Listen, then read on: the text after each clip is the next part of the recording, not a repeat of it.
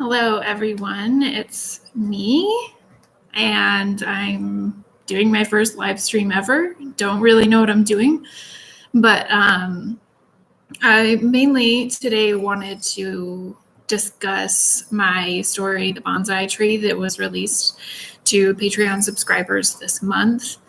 It was about a week ago that I released it, so you guys have probably had some time to read it. If you have any questions, I'm here to answer them. But in the meantime, I just want to go ahead and discuss the story and why I wrote it. It's strange how the story came to be because though they shouldn't be, writers are often waiting for that moment of inspiration, for the idea of the perfect story to materialize out of thin air. And while I don't personally believe in the perfect story, this idea did come to me like some sort of cosmic fate. And it came to me as I was walking to a local plant store. As the story details, I was frustrated with my life and my career. And I had invested years of my life into a career that I never wanted. But time moved so quickly, I didn't even notice until it was too late. I just woke up one day, lost in a depressive fog, wondering how the hell I got here. And how I went from being an English teacher to a digital marketer. And the thought consumed me, really haunting me every waking hour until it quite literally drove me insane. What was most paradoxical about my situation was that though I hated my career, I was really good at it and craved excessive affirmation from others. But when that affirmation was denied to me, I didn't know how to cope. So I thought I'd do what everyone does when they're feeling helpless and get on antidepressants and then move on with my life, move on with the trajectory of my career. Except the antidepressants didn't work. In fact, they just made things worse. This will happen when you have bipolar disorder. Sort of exacerbates things. So I felt suicidal and stopped sleeping entirely. My body quaked from anxious tremors. I threw up constantly, and eventually I just stopped eating altogether and was later diagnosed with an eating disorder. This, I learned, is what happens when you try to treat bipolar disorder with antidepressants, or SSRIs, I think is what they're called. But of course, I had no idea that I'd been living with bipolar, so the more I learned about it, my past behavior started to make a lot more sense. And then as I pursued therapy and treatment, I fixated on this plant in my office. This plant was, as I tell in the story, given to me by a former boss, and it kind of reflected my own personal struggles. I saw myself in this plant.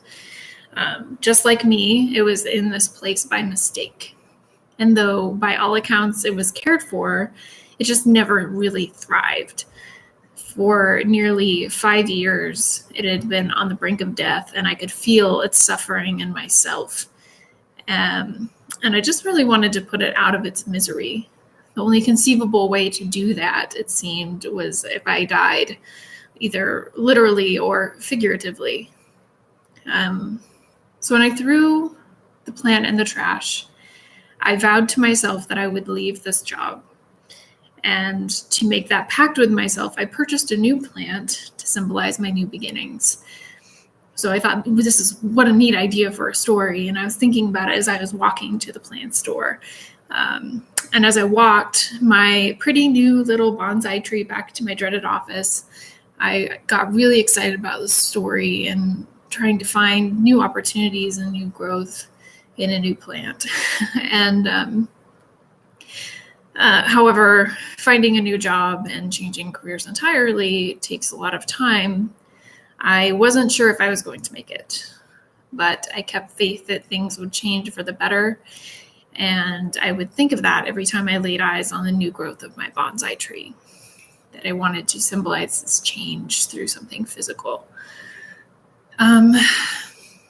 eventually things did change. And though this was long after I wrote the story, I got a job as a copywriter for a higher ed ad agency.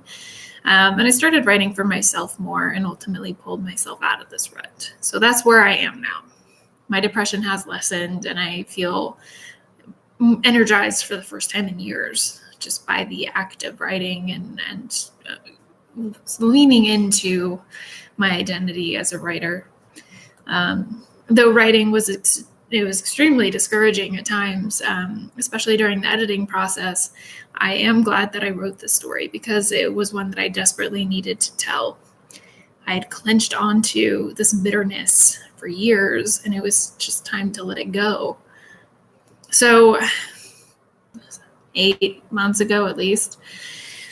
But I worked with my editor and we polished it up, and I submitted it to dozens of publishers and received handfuls of rejection letters, which was discouraging in its own right. But it was finally accepted for publication by the Right Launch, which published last week, I believe, is when it came out. So I hope you enjoyed reading it, and I look forward to sending you another story next month.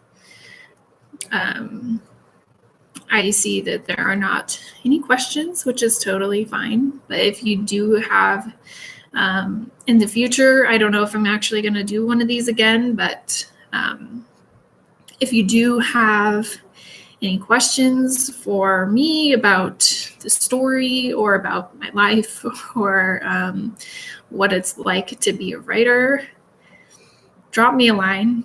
I'm happy to just chat, shoot the shit, and get to know you as my friends and family, and kind of let you into my inner world, which I believe this writing does. Also, if I can give you a little context for why I started this Patreon. A few months ago, I was talking to a friend, and I told him that if he created a Patreon page, then I would create a Patreon page for my writing. He does art. And I thought it was really important for us to share our art with other people instead of keeping it to ourselves. The world needs more art, and quite frankly, I needed to share my art with other people. It's hard to keep a story inside.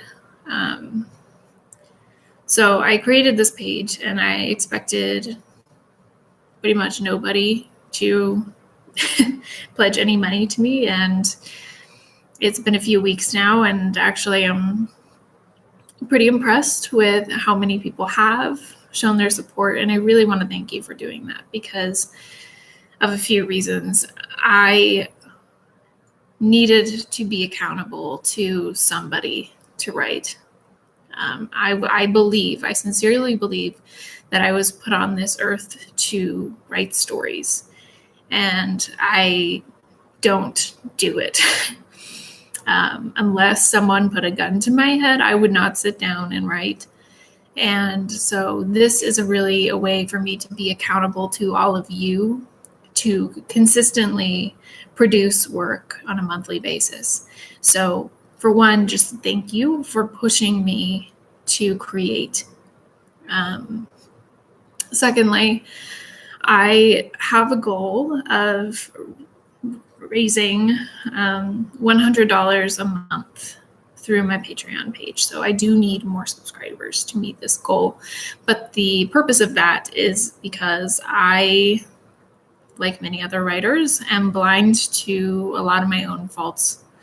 And I work with a writing coach to sort of edit all of my stories and develop them and turn them into something much better. If you saw first drafts, you would cringe probably. But it is costly, just like if you had a singing coach or I don't know, anyone else you would hire to develop a skill. It's very costly. So it cost me about not to give too much details, but about $125 to edit each story. And if I'm doing that once a month, I really want to provide the best quality of work that I can to each of you. I owe you that for offering your support to me, which is honestly just amazing that any of you have pledged at all. And to make it up to you, I don't want to disappoint you. I only want to write the best stories I can. So that's why I created my Patreon. I thank all of you for pledging. If you watched this whole video, thank you for doing that. I know it's a bit long. I'm going to wrap it up right now. But if I do any of these in the future, I do hope you tune in. Happy to answer any questions. Or if you just see me in person and want to talk about my work, I'm happy to do it. I would actually be ecstatic. I'm kind of dying to talk about it. So just reach out. And thank you again for supporting my work.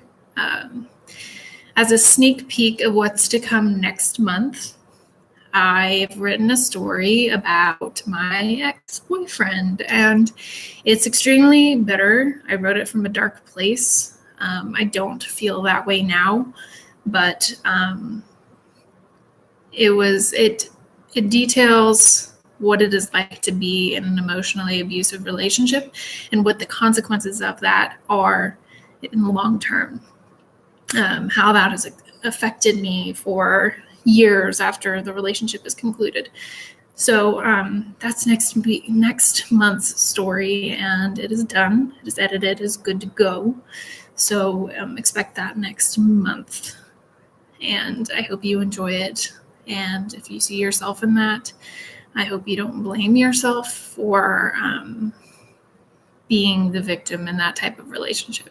So things are about to get personal, a lot more personal in my stories.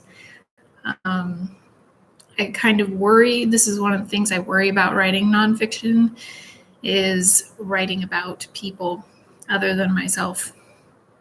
Because the way I remember things may not be the same as how they remember things, but it is my emotional truth, and I need to process those things by writing about them. So I need, if I do end up writing about you, acknowledge my emotional truth. And I hope you find beauty in it. So I will catch you all next month with that story. It is called I Do Not Recall the Name. And thank you for watching this video and pledging to my Patreon. It means the world to me. So have a great weekend, and catch you on the next one. Bye.